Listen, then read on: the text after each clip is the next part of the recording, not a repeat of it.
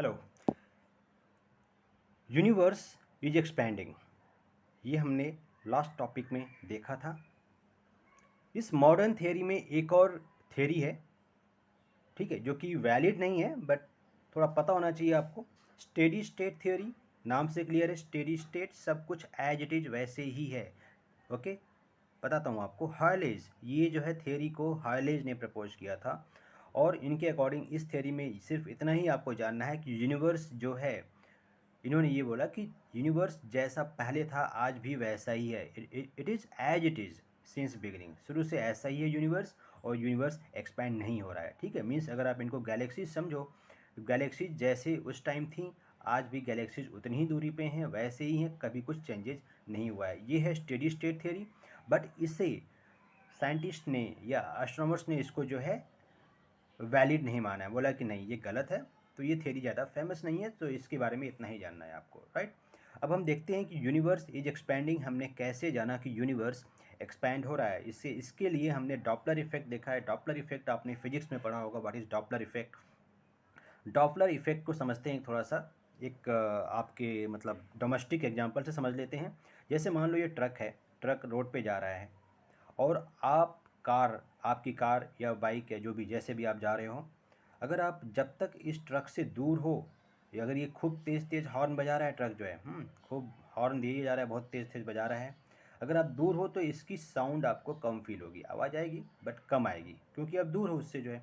Means यहाँ पे sound की जो इंटेंसिटी आपको फील होगी वो कम फील होगी। इसे हम माइनस में डिनोट कर देते हैं।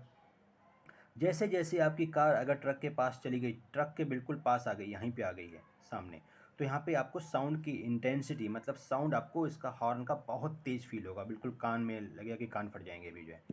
ओके, बट जैसे अब इससे आप जो टेक ओवर करके आगे निकल जाते हो, तो क्या होता है, कार से साउंड की स्पीड, आपकी साउंड की इंटेंसिटी फिर से आपको कम हो जाती है, आपके कानों में कम आवाज़ आती है फिर जो है। ठीक है, तो डॉपलर इफेक्ट भी बिल्कुल एज इट इज़ काम करता है। गैलेक्सीज़ को हमने जो है पता किया है रेड कलर से और वॉयलेट कलर से, ठीक है, कि गैलेक्सीज दूर जा रही हैं कि पास जा रही हैं। तो मैक्सिमम जो गैलेक्सी जो शिफ्ट होगा वो रेड कलर पे शिफ्ट होगा। इसको देखते हैं कैसे। जो हमारी वाइट लाइट होती है, जो डे लाइट आपकी जैसे है, ठीक है, आप अगर आप रूम पे हो, खेल रहे हो, वॉटेवर, ठीक है, सनलाइट है, डे लाइट है, ये ट्रांसपेरेंट लाइट है, आपको दिखता है आर पार। बट इस लाइट को जब आप रिफ्रैक्शन करोगे, रिफ्रैक्ट करोगे इसको, तो ये 7 कलर्स में रिफ्रैक्ट हो जाती हैं। ठीक है, जस्ट लाइक आपका रेनबो होता है, बारिश होती है, तो रेनबो कब होता है, रेनबो या तो मॉर्निंग के टाइम पे होता है या फिर इवनिंग के टाइम पे होता है। और रेनबो हमेशा सन के अपोजिट साइड में होता है और बारिश हुई होती है। मीन्स अगर आपका सन यहाँ पे है, सन अभी ईस्ट में है, तो रेनबो हमेशा इसके वेस्ट में बनेगा, अपोजिट साइड में बनेगा यहाँ पे। और यहाँ पे क्या होगा, यहाँ पे रेनफॉल की कंडीशन होनी चाहिए कि बारिश हो रही हो, या फिर एयर में बहुत ज़्यादा एयर ड्रॉपलेट वाटर ड्रॉपलेट्स हो, मॉइस्चर ज़्यादा हो। तो क्या होता है, सनलाइट रिफ्रैक्ट हो जाती है, उससे बूंदों से, पानी की बूंदों से रिफ्रैक्ट होकर के जो वाइट लाइट है, ट्रांसपेरेंट लाइट है, ये 7 कलर्स में रिफ्रैक्ट हो जाती है, और फिर आपको रेनबो दिखता है 7 कलर्स में। वैसे ही अगर सन डूब रहा है वेस्ट में, तो आपको अपोजिट साइड में रेनबो बनेगा। तो रेनबो हमेशा सन के अपोजिट साइड में बनता है, और एयर पे बहुत ज़्यादा वाटर ड्रॉपलेट्स होने चाहिए, या मॉइस्चर बहुत ज़्यादा होना चाहिए, एटलीस्ट ड्रॉपलेट होना चाहिए, बारिश की कंडीशन होनी चाहिए, तब जा करके बनता है, राइट, क्योंकि ये रिफ्रैक्शन प्रोसेस वहाँ पे आ जाता है।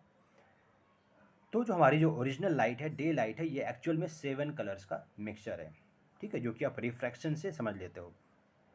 वहीं अगर आपका दोपहर का टाइम है, सन आपके बिल्कुल हेड पे है, ठीक है, बिल्कुल ऊपर है आपके सर पे जो है, बिल्कुल ना, तो उस टाइम अगर बारिश हो रही हो तो रेनबो नहीं बनेगा।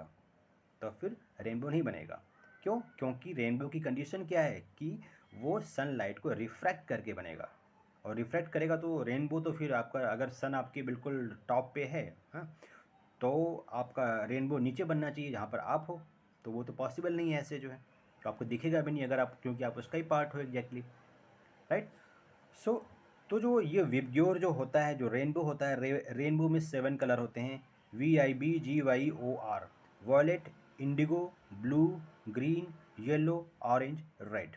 ये 7 कलर्स को मिलाकर को करके रेनबो बनता है, और इन्हीं 7 कलर जब मिलते हैं तो आपके ट्रांसपेरेंट वाइट ट्रांसपेरेंट लाइट जो होती है वो बनती है।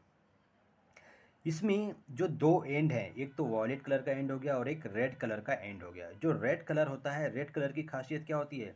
रेड कलर की वेवलेंथ ज़्यादा होती है, बहुत ही लंबी दूरी तक वेवलेंथ, मतलब ये वेवलेंथ मतलब यहाँ से मान के चलो यहाँ तक अगर वेवलेंथ है इसकी, तो क्या होगा, ये सबसे दूरी तक आपको लाइट एज इट इज़ दिखेगी। इसीलिए रेड लाइट मेनली यूज़ किया जाता है जितने भी आपके ट्रैफिक लाइट्स हैं, एरोप्लेन्स अगर उड़ते हैं, या जो हाई राइज टावर्स हैं, टावर्स में जो है रेड लाइट यूज़ करते हैं। ठीक है, सो क्योंकि इसकी वेवलेंथ ज़्यादा होती है तो ये लाइट दूर तक फोकस अच्छा दे पाती है। जैसे आप लेजर लाइट घरों में भी यूज़ करते हैं लोग, जो है रेड लाइट जो है वो डिस्ट्रीब्यूट नहीं होती। अगर यहाँ पे आपने रेड लाइट दिखा तो वैसे ही उसका पॉइंट यहाँ भी दिखेगा, और कोई लाइट होगी तो क्या होगा, वो ऐसे फैल जाएगी लाइट। ठीक है, फोकस उसका कम हो जाता है। दैट मीन्स रेड लाइट की वेवलेंथ ज़्यादा होगी बट इसकी फ्रिक्वेंसी थोड़ी कम होती है। ठीक है, इसका जस्ट अपोजिट होता है वॉयलेट कलर।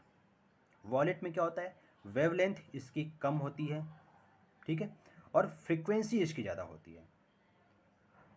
तो हमें मेनली, अगर एक डॉपलर इंस्ट्रूमेंट बनाया साइंटिस्ट ने, डॉपलर इंस्ट्रूमेंट बनाया ऐसे, तो अगर आपका मान लो कोई एक डॉपलर इंस्ट्रूमेंट बनाया है जिससे हमें ये पता करना है कि गैलेक्सीज दूर जा रही हैं या पास जा रही हैं, तो जब भी आपका रेड एंड पे शिफ्ट होता है, अगर हमारा एरो डॉपलर इंस्ट्रूमेंट पे रेड एंड पे शिफ्ट होता है तो वेवलेंथ ज़्यादा है। इसका मतलब होता है कि गैलेक्सी जो है आपस से दूर जा रही हैं, रिसीड कर रही हैं। ओके, वेव रेड कलर पे शिफ्ट होता है अगर ऐसे एरो, तो मान के चलो कि हमारी गैलेक्सी यहाँ पे रिसीड कर रही हैं, मतलब आपस से दूर जा रही हैं। और वॉयलेट पे शिफ्ट होता है, दैट मीन्स गैलेक्सीज अप्रोच कर रही हैं, आपस में मिल रही हैं। ओके, सो अगर ये गैलेक्सी मानो, गैलेक्सी गैलेक्सी गैलेक्सी, तो ये गैलेक्सीज क्या हो रहे हैं, आपस में दूर जा रही हैं। और इससे हमें ये पता चला, क्योंकि ये हमने चेक कैसे किया फिर, डॉपलर इफेक्ट का जो इंस्ट्रूमेंट है जो रेड पे शो करता है वो और रेड पे ही रहता है। वो मतलब ये हो रहा है कि फिर ये जो है आगे और दूर जा रही हैं, आपस में कोई गैलेक्सी पास नहीं आ रही है, दूर जा रही हैं। और सारी गैलेक्सी, इनफैक्ट ये इधर चारों अलग अलग डायरेक्शन में जा रही हैं, एज वेल एज ये भी कहीं और जा रहा है, किसी और डायरेक्शन में जा रहा है। तो सबके बीच की जो डिस्टेंस है, ये डिस्टेंस क्या हो रहा है, इंक्रीज हो रही है।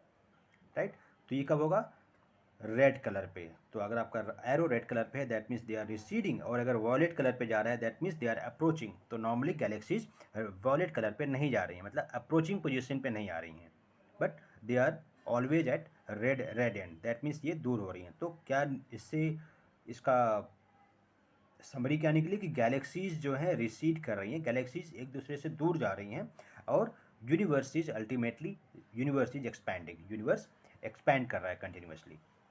तो ये डॉपलर इफेक्ट है। डॉपलर इफेक्ट से हमने पता कर लिया है कि यूनिवर्स इज एक्सपैंडिंग, क्योंकि galaxies different distances between the galaxies are increasing continuously. Okay, right, thank you.